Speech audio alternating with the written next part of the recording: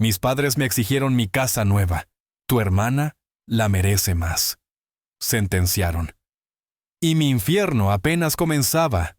Si aún no estás suscrito al canal, haz clic en el botón de suscripción y activa la campanita para no perderte ninguna de nuestras historias. Tu apoyo significa todo para nosotros. Si esta historia te parece interesante, déjale un like. También me encantaría saber de qué ciudad eres. Déjanos el nombre de tu ciudad en los comentarios. Ahora empecemos con la historia. Me llamo Mateo. Tengo 36 años y hasta hace poco pensaba que finalmente había alcanzado esa tranquilidad por la que tanto había luchado. Soy dueño de Aromas del Éxito, una cadena de 3 cafeterías que, modestia aparte, se han ganado su lugarcito en el gusto de la gente. No fue fácil llegar hasta aquí. Recuerdo mi adolescencia como una carrera constante contra el tiempo y las carencias. Mientras mi hermana menor, Sofía, 2 años más chica que yo, asistía a clases de ballet, pintura y cuanto curso de desarrollo de talentos mis padres podían costear.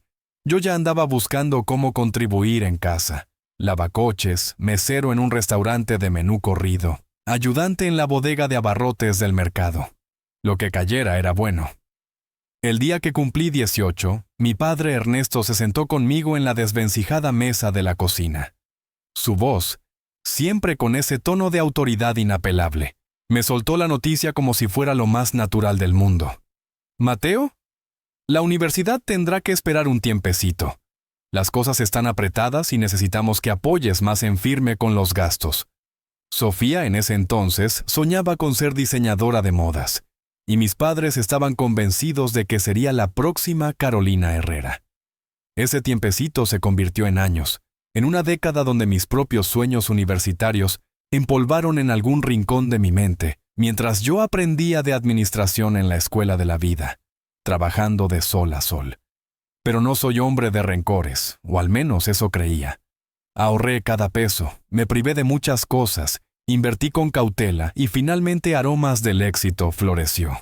Y con ello la oportunidad de tener algo verdaderamente mío. Hace apenas 3 meses firmé las escrituras de mi casa. Una propiedad en la colonia del Valle, nada ostentoso, pero era mía. 2 pisos, un pequeño jardín trasero donde ya imaginaba a mis futuros perros rescatados, por supuesto, correteando, y un espacio que podría convertirse en un pequeño estudio para Valeria, mi novia desde hace 3 años. Una talentosa diseñadora gráfica freelance. Invertí 4.800.000 pesos, con un enganche del 35%. 1.680.000 fruto de mis ahorros más sagrados. El resto, una hipoteca a mi nombre, un compromiso que asumía con orgullo. Era el símbolo de mi independencia, de mis desvelos, de la tranquilidad que tanto anhelaba. Para celebrar, organicé una comida sencilla. Invité a mis padres, Ernesto y Laura, a Sofía y a mi tía Carmen, hermana de mi madre. Tía Carmen, viuda, con 2 hijos adultos que digamos no habían encontrado aún su pasión en la vida. Siempre había tenido una opinión para todo y para todos, especialmente si implicaba comparar y encontrar algún defecto. Valeria, mi Valeria, con su inteligencia y esa mirada que parece leer el alma, me acompañaba. Ella siempre ha sido mi ancla, mi cable a tierra. Mientras recorríamos la casa, los halagos de mis padres sonaban un poco huecos. Sofía se paseaba con aire de experta, comentando sobre la energía del lugar. Tía Carmen no perdía detalle, sus ojos como escáneres. Cuando pasamos al pequeño jardín, mi padre carraspeando y con una mirada de reojo hacia tía Carmen, quien asintió casi imperceptiblemente, soltó la bomba. «Mateo, hijo, esta casa es una verdadera bendición del cielo». Comenzó con una solemnidad que me heló la sangre. Y tú sabes que las bendiciones cuando son grandes, hay que compartirlas. Mi madre, Laura, intervino con su característica voz melosa, esa que usaba cuando quería conseguir algo. «Así es, mi amor. Y hemos estado pensando. Tu hermana Sofía». Sofía, que hasta ese momento había estado tomando fotos con su celular, levantó la vista, una sonrisa beatífica en sus labios. «Sí, hermanito», continuó mi padre. Sofía necesita un lugar así inspirador para su nuevo emprendimiento de consultoría de imagen y coaching espiritual. Un empujoncito, ya sabes. Me quedé mudo. El sabor del vino que acababa de probar se volvió amargo en mi boca. Miré a Valeria, quien me sostuvo la mirada seria, expectante. Un frío recorrió mi espalda. Era posible que estuvieran hablando en serio. Me alegra mucho que les guste la casa, respondí tratando de que mi voz sonara tranquila, aunque por dentro una alarma comenzaba a sonar con estridencia. Pero esta casa es mi hogar y espero que pronto sea también el de Valeria. Sofía es muy capaz. Estoy seguro de que encontrará algo que se ajuste a su presupuesto y a sus necesidades. Valeria asintió levemente a mi lado, un gesto de apoyo sutil, pero inequívoco. Tía Carmen resopló audiblemente, un sonido cargado de desaprobación. Mi madre frunció los labios. La sonrisa de Sofía se desvaneció un poco. En ese instante, con una extraña premonición, saqué discretamente mi celular del bolsillo y activé la grabadora de voz. Algo me decía que esta conversación era solo el inicio de una tormenta. Y vaya que no me equivoqué. El aire en mi nuevo hogar, mi sueño hecho realidad, de pronto se había vuelto denso, casi irrespirable. La sombra de la codicia familiar comenzaba a cernirse sobre él. Los días que siguieron a esa comida fueron un descenso gradual al infierno de la presión familiar. Las llamadas de mis padres se volvieron una constante en mi vida, un martilleo incesante que alternaba entre súplicas lastimeras y veladas amenazas emocionales. «Mateo, no querrás que tu madre se enferme de puro disgusto, ¿verdad?», Zrenia me decía mi padre con voz grave. «Un hijo bien nacido, un hijo de familia, sabe cuál es su deber», añadía mi madre con ese tono de víctima que también sabía manejar. Tía Carmen, por supuesto, no se quedó atrás. Sus llamadas eran aún más directas, cargadas de una acidez que apenas disimulaba su envidia. Me acusaba de estar rompiendo la armonía familiar, de ser un egoísta, un malagradecido. «Después de todo lo que tus padres y yo hemos hecho por ti», recitaba, aunque yo no recordaba ninguna contribución significativa de su parte más allá de críticas y consejos no solicitados. Sus palabras eran como pequeñas agujas, hurgando en viejas heridas, tratando de despertar una culpa que me negaba a sentir. Sofía, mi talentosa hermana coche espiritual, desplegó su propia estrategia en el campo de batalla digital. Sus perfiles de TikTok e Instagram se llenaron de videos donde hablaba con voz susurrante sobre la importancia de los espacios sagrados para la creatividad, y como algunas almas egoístas ancladas en el materialismo, bloquean la abundancia que el universo quiere derramar sobre otras más evolucionadas. Publicaba fotos de detalles de mi casa tomadas el día de la visita con frases como «visualizando mi próximo centro de luz y sanación. El universo proveerá». Almohadilla. Gratitud infinita. Almohadilla confía en el proceso. Eran indirectas, tan directas que me causaban una mezcla de ira y vergüenza ajena. En medio de este torbellino, Valeria fue mi faro. «¿Estás escuchando la sarta de locuras que dicen?», Mateo me decía con su franqueza habitual después de cada llamada que yo le relataba. «Esta gente perdió el norte. Es tu casa, tu dinero, tu esfuerzo. Ni se te ocurra ceder un milímetro». Su apoyo incondicional era el único bálsamo. Ella, con su mente analítica y su experiencia en comunicación, trabajaba como diseñadora gráfica freelance y entendía de imagen y estrategias. Fue la primera en advertirme seriamente. «Mi amor, esto se puede poner feo. Necesitas documentar absolutamente todo. Guarda los mensajes, graba las llamadas si puedes y si es legal, y ve buscando un buen abogado, solo por si las moscas». Seguí su consejo al pie de la letra. Cada mensaje, cada correo de voz, cada intento de manipulación quedaba registrado. Valeria incluso comenzó a investigar discretamente el pasado de tía Carmen, husmeando en viejas historias familiares, convencida de que había algo más detrás de tanta insistencia. La presión no se limitó a lo psicológico. Un día, tía Carmen se presentó en Aromas del Éxito, mi cafetería principal, justo a la hora del almuerzo, cuando el local estaba más concurrido. Con una sonrisa falsa y voz lo suficientemente alta para ser escuchada por varias mesas, le comentó a Ricardo: «Mi gerente, un muchacho trabajador y leal. Ay, Ricardito, qué bonito lugar tiene mi sobrino Mateo. Lástima que con tanto trabajo se esté olvidando de su familia, especialmente de su hermanita que tanto lo necesita». Ricardo, un tipo discreto pero de carácter, solo atinó a decir: «Doña Carmen, el señor Mateo es un excelente patrón y una gran persona». Ella, sin embargo, continuó su perorata con un par de clientas que conocía de vista, sembrando la duda, pintándome como un nuevo rico insensible. Cuando Ricardo me contó el incidente, sentí una rabia fría. Era una táctica sucia, rastrera. Decidí instalar cámaras de seguridad más visibles en todos mis locales y hablé con mi personal, instruyéndolos sobre cómo manejar este tipo de situaciones con la máxima profesionalidad, pero sin dejarse intimidar. La paz que había creído alcanzar con la compra de mi casa se desvanecía rápidamente, reemplazada por una sensación de asedio. Fue Valeria quien, investigando entre viejos papeles y hablando con algunos parientes lejanos, encontró una pista sobre la posible motivación de tía Carmen. Al parecer, mi padre y el difunto esposo de mi tía habían intentado un negocio juntos hacía muchísimos años, algo relacionado con la importación de artesanías que había terminado en un rotundo fracaso. Tía Carmen siempre culpó a mi padre, sintiendo que él le debía algo a su familia.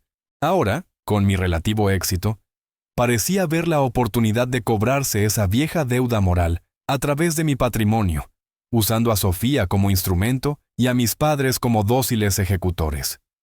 La revelación me dejó pensativo. No justificaba sus acciones, pero al menos les daba un contexto, una lógica retorcida.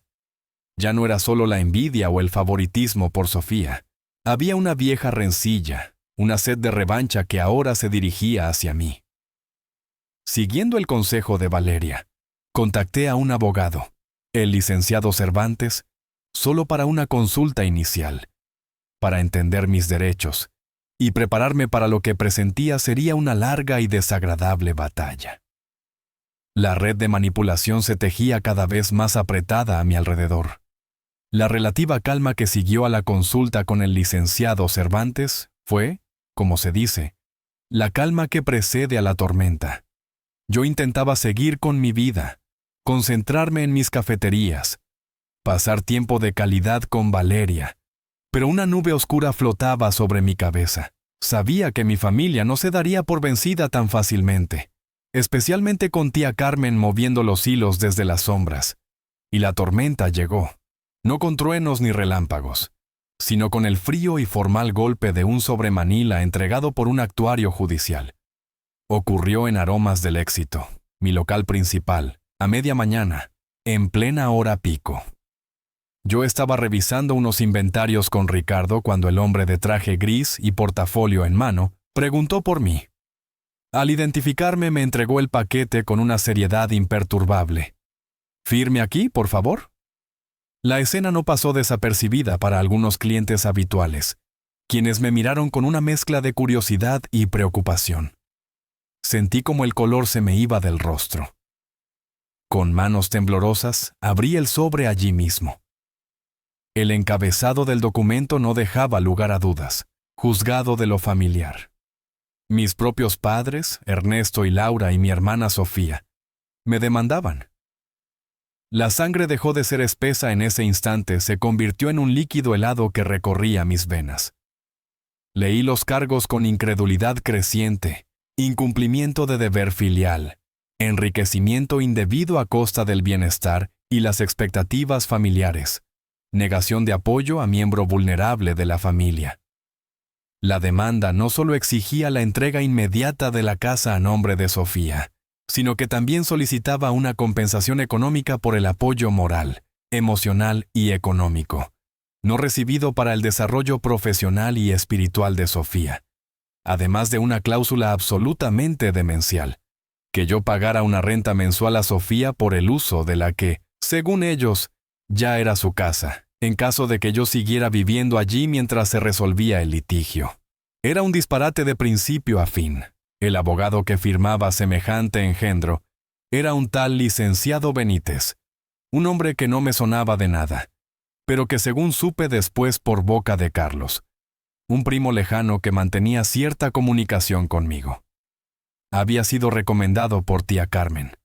Al parecer, Benítez era conocido en ciertos círculos por ser un picapleitos, un abogado de medio pelo especializado en tácticas agresivas y poco éticas, más enfocado en el escándalo que en la ley. La noticia de la demanda corrió como pólvora entre la familia extendida. Tía Carmen y mi madre se encargaron personalmente de ello, orquestando una campaña de desprestigio que superó mis peores pesadillas. Crearon un grupo privado en Facebook llamado Unidos por Sofía, víctima de la avaricia familiar, donde publicaban todo tipo de falacias. Fotos mías de unas vacaciones que había tomado hacía 3 años en la playa, las únicas en una década, se presentaban como prueba de mi vida de lujos y despilfarro, contrastándolas con imágenes de Sofía meditando humildemente en parques públicos o trabajando arduamente en su laptop, desde cafés baratos, pagados, por supuesto, con el dinero que mis padres le daban. Me pintaban como un monstruo de egoísmo, un hijo desnaturalizado que le negaba a su frágil y talentosa hermana la oportunidad de alcanzar sus sueños. Mis abuelos maternos, ya ancianos, y fácilmente manipulables por las lágrimas de mi madre y las intrigas de tía Carmen, me llamaron para sermonearme. «Mateo, recapacita», me dijo mi abuelo con voz temblorosa. «La familia es lo primero. Una casa no vale el cariño de tu sangre». Intenté explicarles, pero sus oídos estaban cerrados, sus mentes envenenadas. Me sentí profundamente herido y traicionado. Sin embargo, hubo una pequeña luz en tanta oscuridad. Mis abuelos paternos, con quienes siempre había tenido una relación más distante debido a la influencia de mi padre, me sorprendieron. Mi abuela llamó no para regañarme, sino para escuchar. «Cuéntame tu versión, hijo», me dijo con una calma que agradecí infinitamente. Le narré todo sin omitir detalles. Al final hubo un largo silencio. «Entiendo», Mateo dijo finalmente. «Tu abuelo y yo hablaremos, pero hagas lo que hagas, mantén la cabeza en alto». Estas palabras, aunque no eran un apoyo abierto, significaron un mundo para mí en ese momento de soledad. La humillación de la notificación en mi propio negocio, la virulencia de la campaña de desprestigio y la complejidad legal de la demanda me hicieron tomar una decisión irrevocable. Llamé al licenciado Cervantes, pero me informó que por un conflicto de intereses no podía tomar mi caso, ya que conocía a uno de los socios del licenciado Benítez. Sin embargo, me recomendó encarecidamente a una colega suya, la licenciada Isabel Herrera. Es joven, pero es una leona en los tribunales. «Mateo, si alguien puede ayudarte, es ella». No lo dudé. Esa misma tarde estaba sentado en el despacho de la licenciada Herrera con mi carpeta llena de documentos y el corazón encogido, listo para la batalla legal de mi vida. La traición familiar se había formalizado, y yo no iba a caer sin luchar. La licenciada Herrera me recibió en su moderno pero austero despacho. Era una mujer de mi edad, quizás un par de años menor, con una mirada directa y una energía que inspiraba confianza.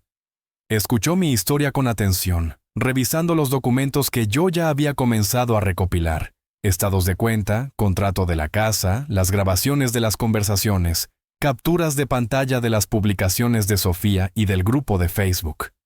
Su expresión se endureció por momentos, especialmente al leer las cláusulas de la demanda. «Esto es audaz, por decirlo suavemente, señor Fuentes», comentó con una media sonrisa irónica. «El licenciado Benítez tiene fama de ser un showman, pero esto raya en lo absurdo.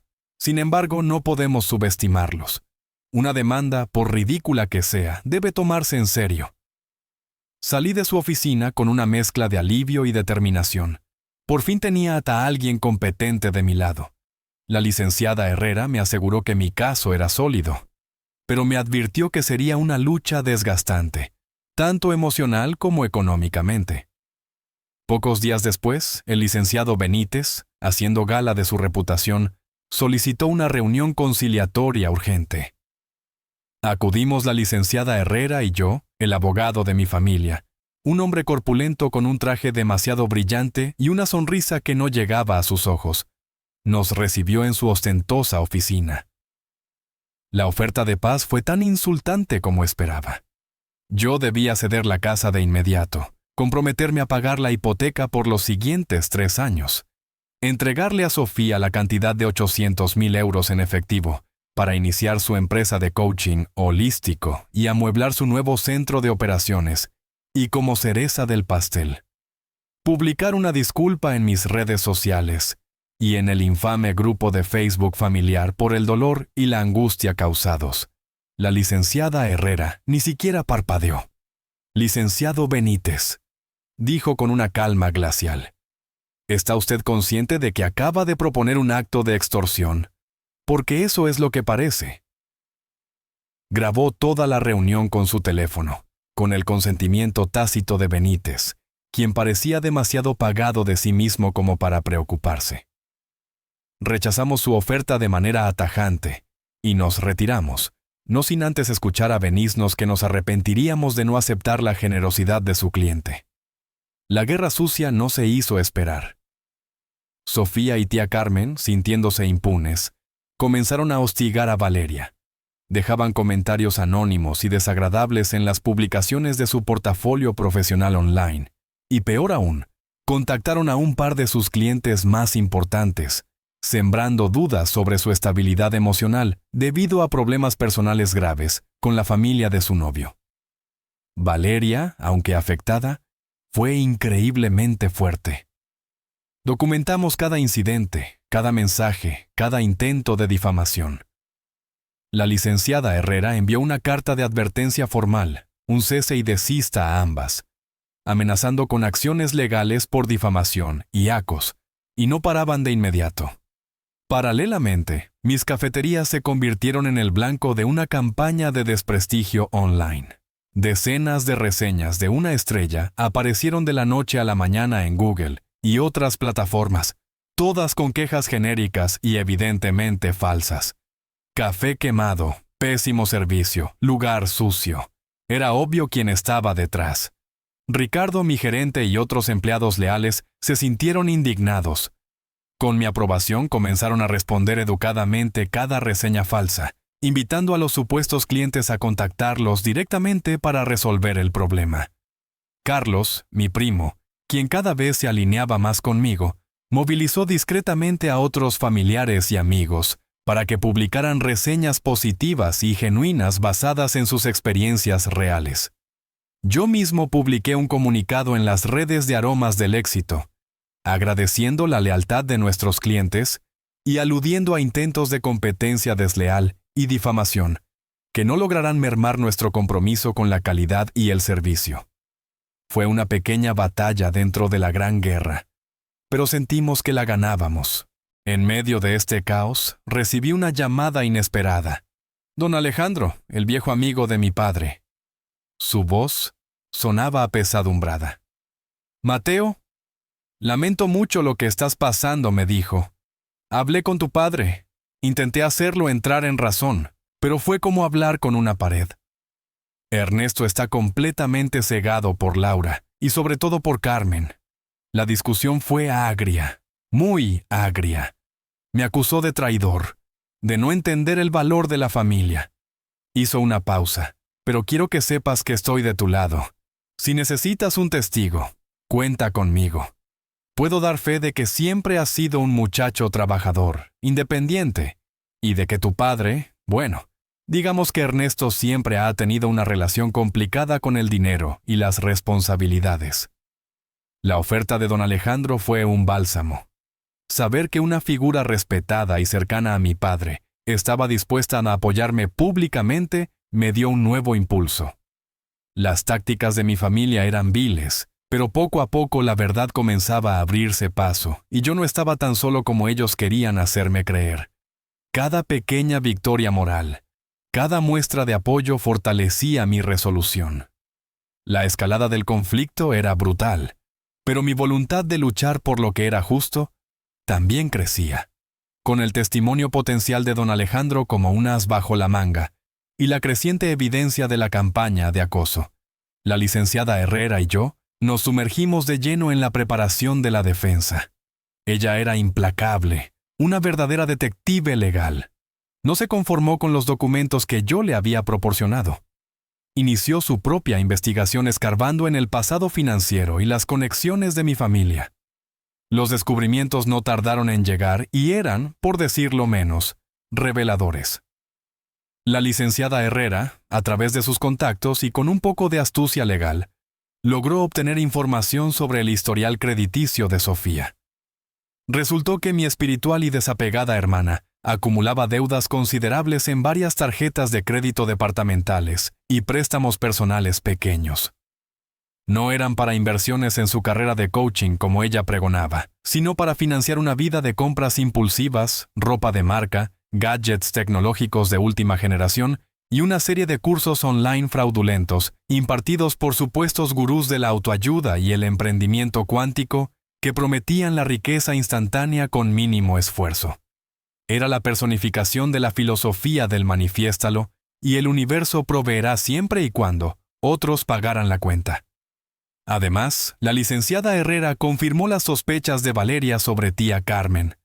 No solo existía la vieja rencilla por el negocio fallido con mi padre, sino que también descubrió que tía Carmen había estado presionando activamente a Ernesto en los últimos meses, recordándole esa supuesta deuda moral y sugiriéndole que Mateo, con sus negocios, bien podría compensar las pérdidas del pasado. Era evidente que tía Carmen veía en mí una alcancía familiar de la que pretendía sacar una buena tajada utilizando a Sofía como pretexto. Mientras tanto, nos llegó la notificación de las pruebas que la parte contraria presentaría en el juicio. Eran aún más absurdas de lo que habíamos imaginado. Un verdadero compendio de manipulación y desfachatez. Primero, un supuesto informe psicológico de Sofía, firmado por una amiga suya que se hacía llamar terapeuta holística certificada en registros acásicos. El informe diagnosticaba a Sofía con un severo cuadro de estrés postraumático por privación de espacio vital para su correcto desarrollo espiritual y profesional, concluyendo que la casa en disputa era esencial para su sanación y la manifestación de su propósito de vida. Segundo, el ya mencionado plan de negocios para el ashram urbano que Sofía pretendía montar en mi casa. El documento lleno de jergan proyecciones financieras que parecían sacadas de un libro de fantasía. Incluía servicios como lecturas de aura cuántica personalizadas, sanación con cuencos tibetanos de meteorito y terapias de regresión a vidas pasadas en la Atlántida. Los ingresos proyectados eran millonarios, sin ningún sustento real. Tercero, y esto ya era el colmo del cinismo, presentaron fotografías mías del día de mi graduación de la carrera técnica en administración. En ellas aparecían mis padres a mi lado, sonriendo orgullosos. El pie de foto que pretendían usar era prueba irrefutable de la inversión total de Ernesto y Laura Fuentes en la educación de su hijo Mateo, esperando una justa retribución filial. Olvidaban convenientemente que yo mismo había pagado gran parte de esa carrera con mi trabajo, y que el apoyo de mis padres había sido más bien escaso y condicionado. La licenciada Herrera sonreía con una mezcla de incredulidad y anticipación. «Esto es oro puro, Mateo», me dijo. «Cada una de estas pruebas es un clavo más en su propio ataúd legal.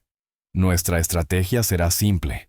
Desmontar esta farsa punto por punto con hechos, documentos y testimonios irrefutables. Preparamos meticulosamente los testimonios de Ricardo, mi gerente, quien daría fe de mi dedicación al trabajo y de los intentos de tía Carmen por desprestigiarme en mis locales. Don Alejandro testificaría sobre mi independencia financiera desde muy joven y sobre las conversaciones donde mi padre admitía sus propios problemas económicos y el favoritismo hacia Sofía. Carlos, mi primo, relataría la campaña de manipulación en redes y en el círculo familiar. Incluso el padre Miguel, el párroco de la iglesia a la que asistían mis padres, tuvo un papel, aunque indirecto. Laura y tía Carmen, en un último intento desesperado por ganar apoyo celestial, o al menos terrenal con sotana, lo visitaron con una considerable donación para las obras de la parroquia, pidiéndole encarecidamente que hablara conmigo y me hiciera ver la luz sobre mis obligaciones familiares. El padre Miguel, un hombre íntegro y observador, aceptó la donación para las obras de caridad. Siempre son bienvenidas, dijo con diplomacia, pero luego me llamó. No me pidió nada, solo me dijo, Mateo, la verdad siempre tiene su propia fuerza. Mantén tu conciencia tranquila.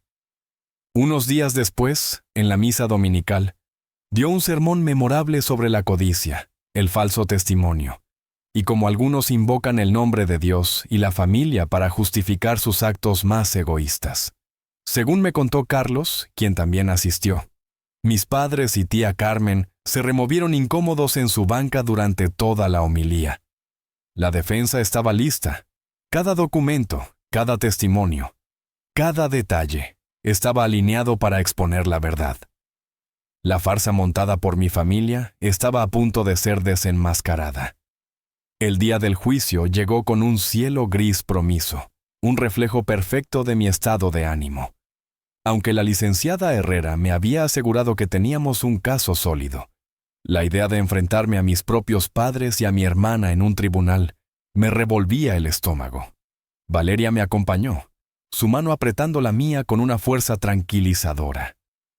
Estamos juntos en esto, mi amor, me susurró antes de entrar a la sala. El ambiente en el juzgado era tenso. La familia demandante, mis padres, Sofía y tía Carmen, llegaron haciendo una entrada casi teatral. Sofía iba vestida de un blanco inmaculado con un enorme cristal de cuarzo rosa colgando de su cuello, supuestamente para armonizar las energías del lugar. Tía Carmen, por su parte, lucía una camiseta hecha a medida con la leyenda Justicia para Sofía. La familia es sagrada impresa en letras doradas. El licenciado Benítez los pastoreaba con aire de importancia, sonriendo a un par de periodistas de nota roja que, alertados caramente por tía Carmen, merodeaban por los pasillos con sus cámaras y libretas. Sofía incluso intentó derramar algunas lágrimas para ellos, pero su actuación fue tan exagerada que resultó casi cómica. La sala del juicio era pequeña y austera. El juez, un hombre de mediana edad con expresión severa y gafas de montura gruesa, nos observó a todos con detenimiento antes de dar inicio a la sesión.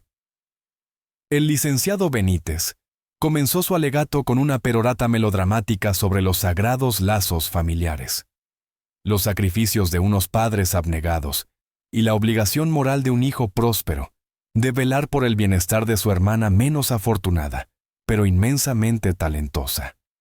Pintó a Sofía como una víctima de mis ambiciones desmedidas y mi insensibilidad. Cuando llegó el turno de la licenciada Herrera, su intervención fue breve, precisa y demoledora. Su señoría, este caso no se trata de lazos familiares, sino de un intento flagrante de despojo. Mi cliente, el señor Mateo Fuentes, adquirió la propiedad en disputa con el fruto de su propio trabajo y esfuerzo, mediante un crédito hipotecario que él y solo él está pagando.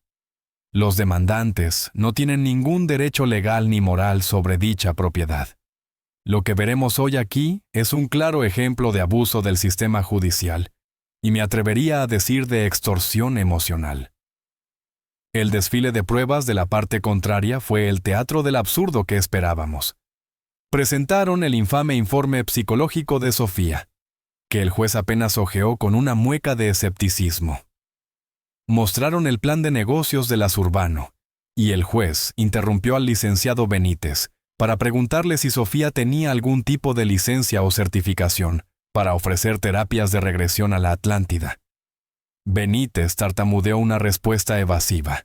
Las fotos de mi graduación también fueron presentadas, y la licenciada Herrera simplemente sonrió. El testimonio de tía Carmen fue un espectáculo en sí mismo. Con lágrimas de cocodrilo, relató cómo yo era un niño difícil, Y como mis padres se habían desvivido por mí solo para ser recompensados con esta puñalada por la espalda. La licenciada Herrera, en su contrainterrogatorio, fue implacable. Con preguntas cortas y precisas, la hizo caer en contradicciones. La confrontó con sus propias deudas y con mensajes donde ella misma criticaba a mis padres por malcriar a Sofía. Le preguntó directamente sobre la vieja deuda del negocio fallido de su esposo con mi padre, y tía Carmen se descompuso, negándolo todo con vehemencia, pero con la voz temblorosa. Incluso le recordó el incidente en mi cafetería presentando la declaración firmada de Ricardo. Tía Carmen salió del estrado visiblemente alterada. Sofía subió a continuación con su aire de mártir iluminada. Su testimonio fue una mezcla incoherente de jerga pseudo-espiritual, quejas sobre la falta de apoyo a los emprendedores de luz y afirmaciones grandilocuentes sobre su misión de vida. El juez, perdiendo la paciencia, le preguntó directamente cuáles eran sus ingresos demostrables en los últimos 2 años. Sofía respondió que el dinero es una energía densa y que ella estaba trabajando en su merecimiento. La licenciada Herrera, entonces, presentó los estados de cuenta de las tarjetas de crédito de Sofía, detallando sus gastos en ropa, viajes y cursos online de dudosa reputación. La emprendedora de luz se quedó sin palabras. Mis padres intentaron la carta de la lástima. Mi madre lloró. Mi padre habló de decepción. La licenciada Herrera presentó las pruebas de las ayudas económicas que yo les había dado esporádicamente a lo largo de los años, y los gastos exorbitantes que ellos habían hecho en Sofía, desde colegiaturas en escuelas privadas hasta el financiamiento de sus múltiples proyectos fallidos. Cuando me tocó testificar, seguí el consejo de mi abogada: calma, dignidad y hechos. Presenté mi historia de trabajo, los documentos de la compra de la casa, las pruebas del crédito hipotecario a mi nombre, los pagos puntuales. Narré con la voz entrecortada por momentos, pero firme, el impacto emocional que esta demanda había tenido en mi vida y en la de Valeria. Finalmente, don Alejandro y Carlos ofrecieron sus testimonios, que fueron concisos y contundentes, confirmando mi independencia financiera, el favoritismo de mis padres hacia Sofía y la campaña de manipulación orquestada por tía Carmen. El juez escuchaba todo con una expresión cada vez más sombría. Miraba alternativamente al licenciado Beniz, quien se encogía en su asiento, y a mi familia, cuyos rostros reflejaban una mezcla de soberbia herida y creciente nerviosismo. Tras el último testimonio, el juez suspiró profundamente, se ajustó las gafas y declaró: «Este tribunal ha escuchado suficiente. Me retiraré a deliberar. La sentencia será emitida por escrito y notificada a las partes en los próximos días». La tensión en la sala era palpable.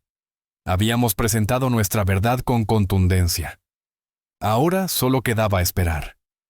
Los 10 días que siguieron a la audiencia fueron una tortura de incertidumbre.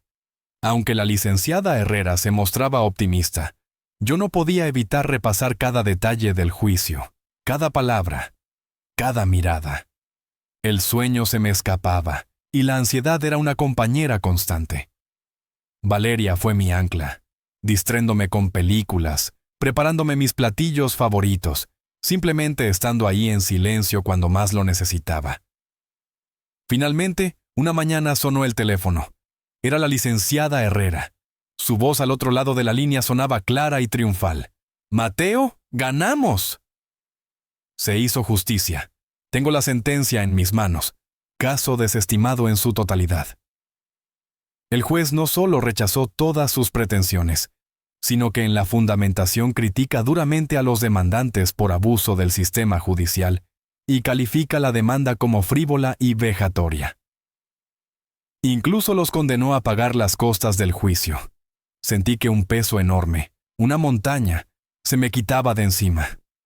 Las lágrimas acudieron a mis ojos, lágrimas de alivio, de agotamiento, de una tristeza profunda por todo lo vivido. Abracé a Valeria con todas mis fuerzas.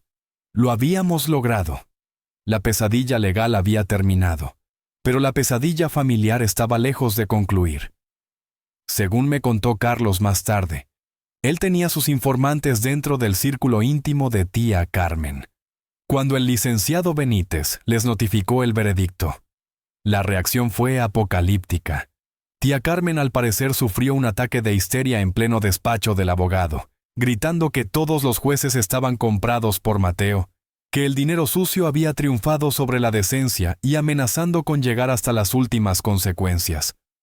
Sofía, fiel a su estilo, tuvo un colapso nervioso muy teatral, publicando de inmediato un video en alguna de sus redes secundarias, llorando a mares y hablando de la oscuridad que intenta apagar la luz de los seres elegidos, pero que ella resurgiría como el ave fénix. Mis padres, Ernesto y Laura, se sumieron en un mutismo pétreo, la humillación grabada en sus rostros. Esa misma noche, la furia de mi familia tomó una forma más tangible y peligrosa. Mis cámaras de seguridad, que había mejorado considerablemente después de los primeros incidentes, ahora con mejor visión nocturna y grabación de audio de alta fidelidad, captaron una escena que me heló la sangre. Alrededor de las 2 de la madrugada, una figura encapuchada se acercó sigilosamente a la fachada de mi casa. Gracias a la calidad de la imagen y a pesar del pasamontañas, pude reconocer la complexión y ciertos movimientos torpes de un sobrino de tía Carmen, un muchacho problemático de unos 20 años llamado Braulio, a quien Sofía había contactado varias veces en las últimas semanas, según me había soplado Carlos. El video era escalofriante. Braulio no solo arrojó varias bolsas de pintura roja contra mi fachada recién pintada, sino que también intentó con una barreta forzar las tuberías de agua externas, ciegamente con la intención de causar una inundación en su torpeza y nerviosismo. Al huir, cuando se activaron unas luces con sensor de movimiento que yo había instalado estratégicamente, dejó caer algo al suelo, un llavero muy distintivo con un dije de cuarzo en forma de luna, uno que yo recordaba haberle visto a Sofía y que al parecer ella le había regalado a su cómplice. A la mañana siguiente, con el corazón aún acelerado, pero con una determinación fría, recogí el llavero con guantes, aseguré las grabaciones y me dirigí a la delegación a presentar una denuncia formal por vandalismo, intento de daño a propiedad y lo que resultara. Entregué el video y el llavero como pruebas. La policía tomó mi declaración con seriedad. El delito era flagrante y la evidencia contundente. Pocas horas después, gracias a la clara identificación facilitada por el video y la presión de la investigación, Braulio fue detenido en su domicilio. Al ser interrogado y confrontado con las pruebas, el muchacho se derrumbó y confesó. Admitió que Sofía y tía Carmen lo habían instigado, prometiéndole una recompensa generosa si lograba darle un buen susto a Mateo y hacerle la vida imposible en esa casa que le había robado a su prima. Mientras tanto, Sofía, ajena al arresto de su peón y en un acto de audacia o estupidez supina, lanzó una nueva campaña de GoFundMe. Esta vez, el título era aún más victimista. Ayuda a una guerrera de luz a defenderse de la persecución legal injusta y recuperar su espacio sagrado.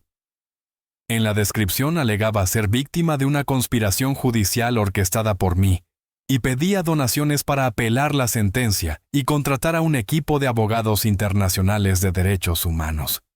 Valeria y yo, que ya esperábamos algo así, actuamos de inmediato. Contactamos a la plataforma de GoFundMe. Presentamos la copia de la sentencia judicial que desestimaba el caso, el número de la denuncia por vandalismo e incluso un resumen del arresto de Braulio. La respuesta de la plataforma fue rápida. La campaña fue cerrada en cuestión de horas por fraude y violación de sus términos de servicio.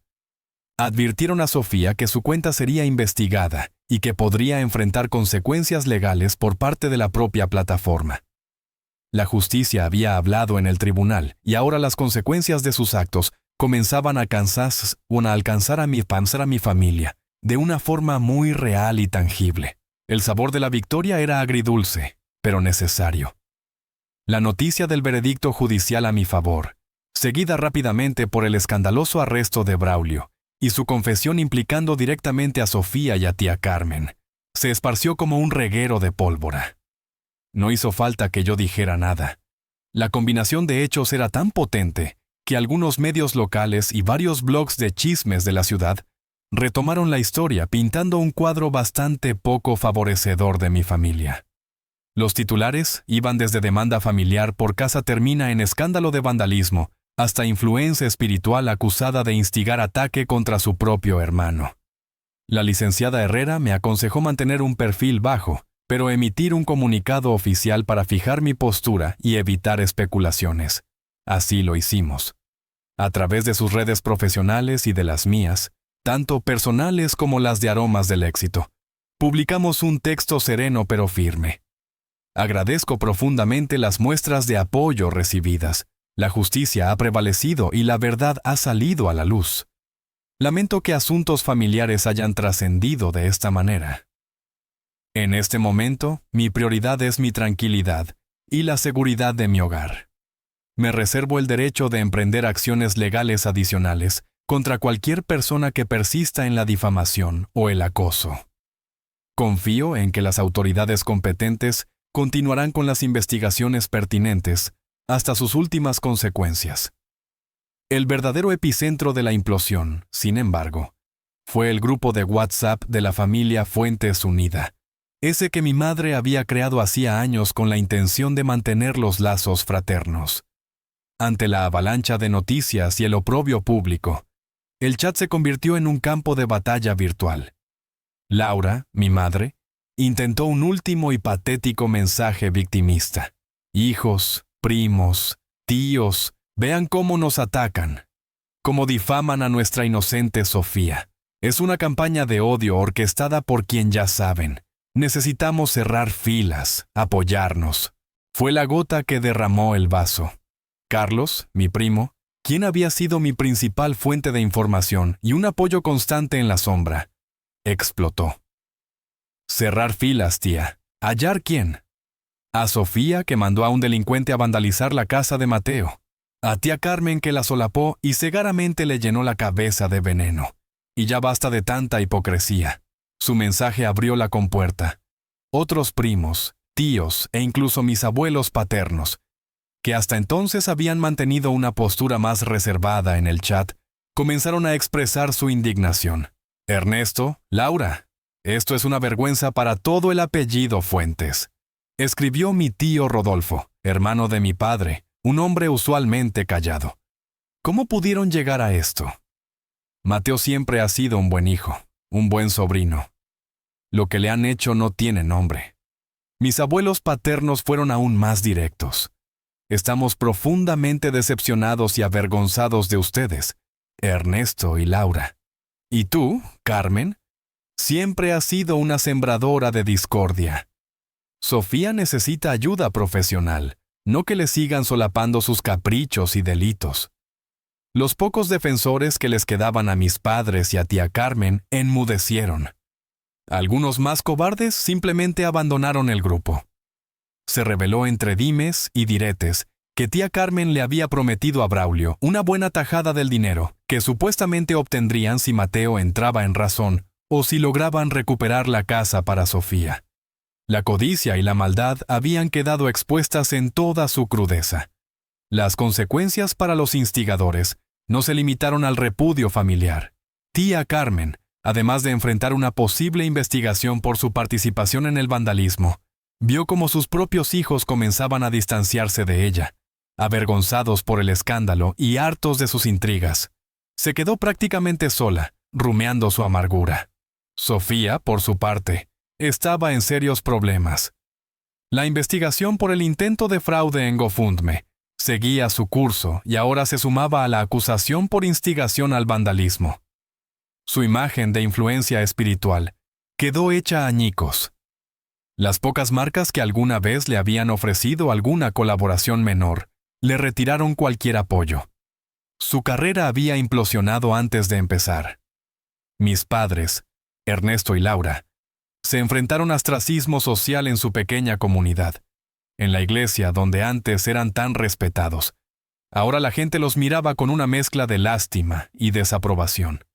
Sus amistades de toda la vida comenzaron a evitarlos. Sus intentos de victimizarse caían en oídos sordos. La verdad, con su peso implacable, los había alcanzado, dejándolos aislados en la ruina moral que ellos mismos habían construido. La implón familiar era total, y los culpables comenzaban a pagar el precio de sus acciones. Con el veredicto a mi favor y las investigaciones sobre el vandalismo y el fraude en curso, una extraña calma comenzó a instalarse en mi vida. Era la calma después de una batalla encarnizada, una calma teñida de agotamiento, pero también de una incipiente sensación de paz. La prioridad ahora era reconstruir no solo los daños físicos a mi casa, sino también mi propia tranquilidad emocional. Lo primero fue asegurar mi protección legal y física. La licenciada Herrera solicitó y obtuvo rápidamente órdenes de restricción tanto para tía Carmen como para Sofía. La evidencia en su contra era tan contundente. La confesión de Braulio, los mensajes, la campaña de GoFundMe, que el juez no dudó. No podían acercarse a mí, a Valeria, a mi casa ni a mis negocios. Era un escudo legal necesario, aunque lamentable tratándose de mi propia familia. Consideré seriamente, por consejo de la licenciada Herrera, entablar una contrademanda por daños y perjuicios. Los costos legales habían sido considerables. El daño a mi reputación y a la de mis negocios había sido real, y el estrés emocional incalculable. Sin embargo, después de muchas noches de insomnio y largas conversaciones con Valeria, decidí que, por el momento, mi paz valía más que cualquier compensación económica.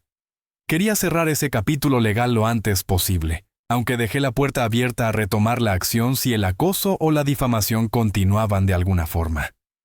Era una forma de decir basta, pero también de protegerme a futuro. La dinámica familiar, o lo que quedaba de ella, experimentó una transformación radical. Muchos parientes que antes se habían mantenido neutrales, quizás por miedo a tía Carmen o por no querer confrontar a mis padres, comenzaron a acercarse a mí. Algunos me llamaron para ofrecerme una disculpa por su silencio. Otros simplemente para expresar su apoyo y solidaridad. Fui cordial, pero cauteloso con todos. Había aprendido a desconfiar, a proteger mi espacio emocional. Las heridas eran profundas y no sanarían de la noche a la mañana. Carlos, mi primo, se convirtió en un verdadero hermano, un confidente con quien podía hablar abiertamente de la tristeza y la rabia que aún me embargaban. La orden de restricción en su contra sigue vigente, pero no todo ha sido pérdida y distancia. Mi relación con mis abuelos paternos se ha fortalecido enormemente. Cenamos juntos al menos una vez por semana, y mi abuelo me está enseñando los rudimentos de la carpintería en el pequeño taller que improvisé en el patio trasero. Siempre quise enseñarte, Mateo, me dijo un día. Pero tu padre, bueno, él siempre tenía otras ideas. Don Alejandro, el viejo amigo de la familia, se ha convertido en un mentor y un amigo invaluable. Y Carlos, mi primo, es como el hermano que la vida me regaló. Hace poco, en una pequeña reunión en nuestro jardín, Valeria, mis abuelos, Carlos, don Alejandro, un par de amigos cercanos, mientras observaba las risas, la música suave, el correteo de Bruno y Luna. Sentí una profunda gratitud. Mi hogar, ese que intentaron arrebatarme, se había convertido en un verdadero refugio, un espacio de amor y aceptación. En la entrada, Valeria colgó un pequeño letrero de madera que ella misma diseñó y pintó. Dice, hogar, dulce y bien luchado hogar. Reflexionando sobre todo lo ocurrido, entiendo que la familia no siempre es un lazo de sangre incondicional. A veces la verdadera familia es aquella que te elige, que te respeta, que celebra tus logros y te sostiene en tus caídas. Aprendí que los límites no son egoísmo, sino una forma de autocuidado y respeto. Perdonar, si es que alguna vez llego a hacerlo completamente, no significará olvidar ni mucho menos volver a exponerme al mismo daño. Y sí, estoy convencido de que la mejor respuesta al odio y la traición no es buscar venganza, sino construir una vida plena, encontrar la paz interior y disfrutar de cada pequeño momento de felicidad. La justicia llegó no solo en la frialdad de una sentencia judicial, sino en la verdad que finalmente iluminó las sombras, y en la serenidad que hoy por fin respiro cada día en mi hogar. M.